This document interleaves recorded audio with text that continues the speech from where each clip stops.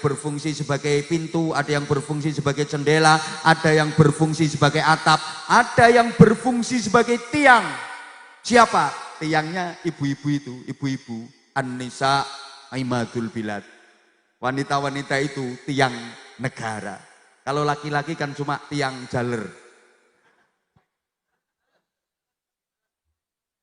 Gitu? Jadi secara otomatis kita kalau sesama umat Islam itu sudah saudara. Maka ya Allah, ukhuwah Islamiyah itu bukan hanya persaudaraan sesama umat Islam saja, tapi sifatnya lebih luas, termasuk persaudaraan dengan alam, persaudaraan dengan tumbuh-tumbuhan, persaudaraan dengan binatang. Loh, lah kalau ada istilah ukhuwah insaniyah, ukhuwah basyariyah, ukhuwah watoniyah, itu semuanya sudah tercakup dalam ukhuwah Islamiyah. Semoga-moga paham, kapan-kapan diulangi lagi. Paham nggih? Ya udah, kapan-kapan diulangi lagi. Ini ada yang insya Allah lebih penting. Begini, karena kita ini saudara, timbulnya persaudaraan itu karena adanya persamaan. Bareng. Karena ada persamaan, maka terjalinlah persaudaraan. Semakin banyak persamaan, akan semakin kuat jalinan persaudaraan. Gini, sebaliknya permusuhan terjadi itu karena adanya perbedaan, apalagi perbedaan yang diperbesar. Semakin banyak perbedaan yang diperuncing, ya semakin runyam permusuhannya. Saya dengan panjenengan semua insya Allah banyak persamaan. Maka saya dengan panjenengan semua adalah saudara. Buktinya kita ini negaranya sama. Tuhannya, ayo sayang nyaut, negaranya, Tuhannya, nabinya, kitab sucinya, sholatnya, kiblatnya, puasanya, makannya, minumnya, tidurnya, kentutnya. Banyak persamaan kok, berarti kita saudara. Maka tolong, kalau ada sedikit-sedikit perbedaan, jangan dibikin ribet, apalagi dibikin ribut. Kan lebih banyak persamaannya toh, daripada perbedaannya. Kayak dulu, gara-gara ada perbedaan bilangan rokaat dalam sholat tarawih, ribut. Yang satu 8 rokaat, satunya 20 rokaat, ribut. Kan yang beda cuma bilangan rokaatnya toh. Yang lain sama, sholatnya juga sama, bacaan-bacaan di dalam sholatnya juga sama. Yang beda cuma bilangannya, satunya 20, satunya 8, cuman itu kok. Mari kita sikapi dengan bijak dan dewasa. Misalnya bagi panjenengan yang sholat tarawihnya 20 rakaat, ikut jamaah bareng dengan imam, imamnya 8 rakaat. Begitu imam selesai bubar, ya lanjut, tinggal nambah, kok apa susahnya? Tambahi sendiri 12 kan jadi 20, betul? 8 jenengan yang tarawihnya 8 rakaat, bermakmum kepada imam yang tarawihnya 20 rakaat. Begitu dapat 8 rakaat, silakan minggat. Selesai toh. Ya, yang bikin ribut ini kadang-kadang orang-orang yang nggak jelas itu loh. Apa itu orang NU? Tarawih 20 rakaat. Ya bener rakaatnya banyak, tapi cepet banget. Tarawih apaan kayak ngejar maling. Allahu akbar dolin tul jadi gulik nutut gobek-gobek. Allahu akbar dolin amin tul. Tarawih apaan itu? Gak mutu, gak kualitas. Muhammadiyah juga gitu, setahun sekali aja cuma 8, gak niat itu. Nah, kalau saya netral, gak terawih. Ya kan orang sampel toh ini. Dulu Wong ada perbedaan sedikit, hanya soal pakai kunut dan nggak pakai kunut dalam sholat subuh. Ribut. Satunya bilang harus kunut, itu sunnah abad. Kalau nggak kunut ganti dengan sujud sahwi. Satunya ndak, bid'ah itu kunut, ndak usah pakai kunut. Satunya harus kunut, satunya ndak usah kunut. Dulu. Alhamdulillah kalau Tegalurung sekarang udah nggak ada yang ribut soal kunut, alhamdulillah. Karena Tegalurung udah sama. Maksudnya sama-sama nggak sholat subuhnya. Yang mau diributkan ya apa? Gini loh, ya saya pernah baca buku. Ada seorang tokoh besar Muhammadiyah yang dalam ajarannya kan sholat subuhnya nggak pakai kunut. Beliau adalah almarhum Profesor Dr. Buya Hamka, Haji Abdul Malik Karim Amarullah. Beliau alim, ilmunya tinggi, dalam, wawasannya luas. Beliau tokoh hebat Indonesia. Ketika beliau menunaikan ibadah haji, waktu itu bersamaan dengan Allah yarham Kiai Haji Idham Khalid, yang waktu itu beliau adalah Ketua Umum Pengurus Besar Nahdlatul Ulama, Ketua Umum PBNU. Dan haji pada waktu itu belum naik pesawat, masih naik kapal laut. Haji naik pesawat itu kalau tidak salah mulai tahun 1977, berarti sebelum tahun itu. Satunya Buya Hamka, tokoh besar Muhammadiyah. Satunya Kiai Haji Idham Khalid, Ketua Umum PBNU. Berangkat haji bareng naik kapal laut. Nah selama perjalanan di kapal itu sholatnya berjamaah. Dan untuk menjadi imam dijadwal, diagendakan dijadwal. Hari pertama yang jadi imam jamaah sholat subuh itu Kiai Haji Idham Khalid, Ketua Umum PBNU. Buya Hamka ikut jadi makmum. Kiai Haji Idham Khalid ngimami sholat subuh ndak pakai kunut. Beliau Ketua Umum PBNU ngimami sholat subuh nggak pakai kunut. Selesai sholat di demo sama santri-santri NU yang ikut barengi haji. Jadi demo itu ternyata penyakit lama.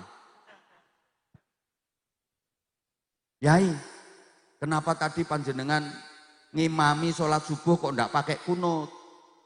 Dan memang enggak sujud sahwi. Karena memang udah niat enggak pakai kunut. Kalau awalnya mau pakai kunut kok ternyata lupa sujud sahwi. Kalau dari awal udah enggak niat pakai kunut, ya enggak usah sujud sahwi. Ini yang enggak pakai sujud sahwi. Santri-santri yang NU yang ikut berangkat haji protes. Kenapa kok enggak pakai kunut? Juga enggak ada sujud sahwi.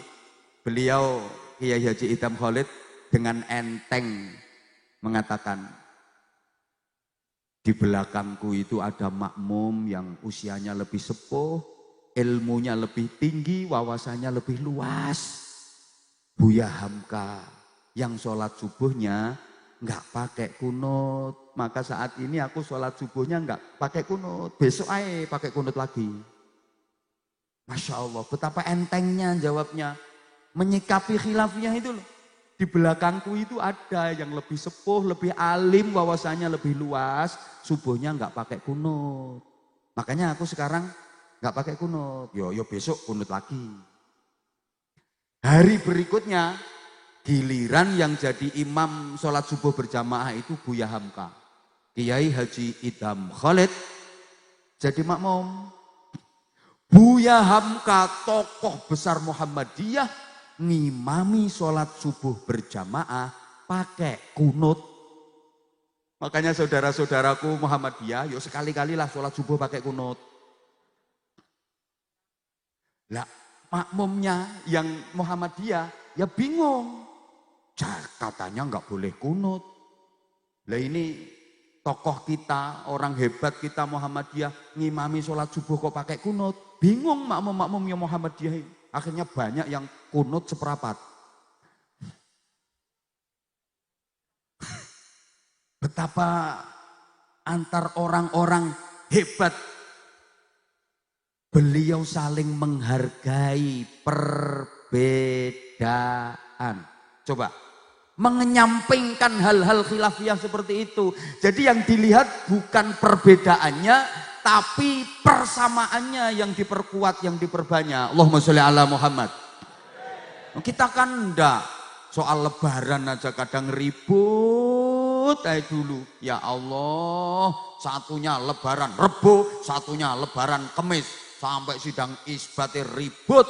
Kita ini nunggu Rebo apa Kemis, Rebo apa Kamis, taraweh apa takbiran. Bingung kita nunggu keputusan sidang isbat. Sementara yang sidang Rebo, Kemis, satunya Rebo, satunya Kemis, satunya Rebo, satunya Kemis, satunya Rebo yang benar, satunya enggak, yang benar Kemis. Akhirnya pemerintah menentukan Kamis. Ya Allah, saya ditanya. Ada orang yang nanya, saya ikut hari raya Kemis, ikut pemerintah gimana? Tak jawab, berarti lebaran negeri aku yang. Iya, lebaran negeri. Lah kalau saya ikut lebaran hari Rabu, swasta. Itu masih ada yang tanya. Lah kalau saya lebarannya ikut Rebo tapi sholat Idnya Kemis gimana? Swasta bersubsidi. Ya Allah, ya Allah. Lah sama-sama saling menyalahkan nih. Kalau nggak ada saling menghargai, oh nggak ada ujung pangkalnya. Katanya yang Rebo gini, loh ini gimana tuh kamu itu? Udah lebaran kok kamu masih puasa, haram, ini udah lebaran. Katanya yang Rebo. Lah katanya yang Kemis, ya kamu yang oon. Wong ini masih Ramadan kok kamu nggak puasa, dosa. Ayo terus gimana? Kok saya yang mimpin sidang isbat, ada yang ribut, Rebo, Kemis, Rebo, Kemis, Rebo, Kemis. Palu tak ambil sama saya.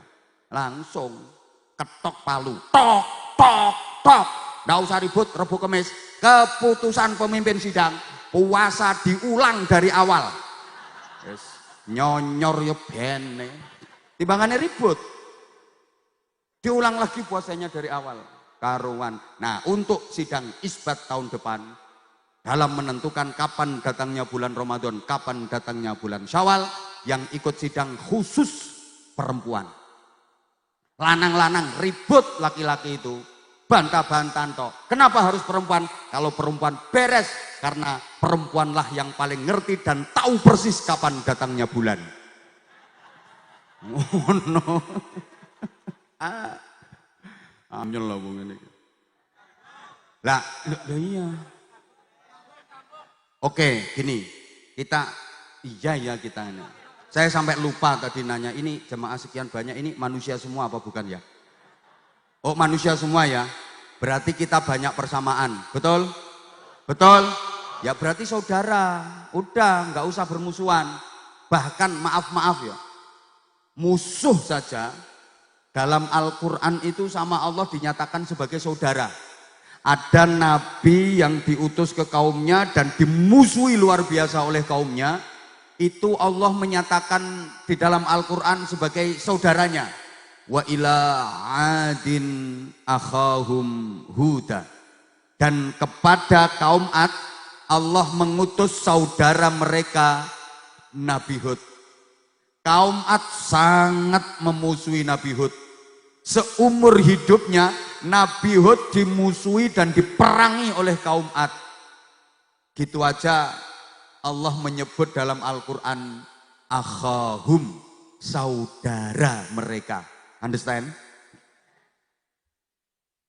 Wa ila samuda akhahum solihah. Dan kepada kaum Samud Allah mengutus saudara mereka Nabi Soleh. Kaum Samud itu sangat memusuhi Nabi Soleh. Habis-habisan dalam memusuhi Nabi Soleh. Oleh Allah disebut akhahum, saudara mereka. Wa ila Madyana akhahum Syu'aiba. Dan kepada kaum Madian yang sangat menentang dan memusuhi, Allah mengutus saudara mereka Nabi Syu'aib. Ya Allah, mudah-mudahan faham.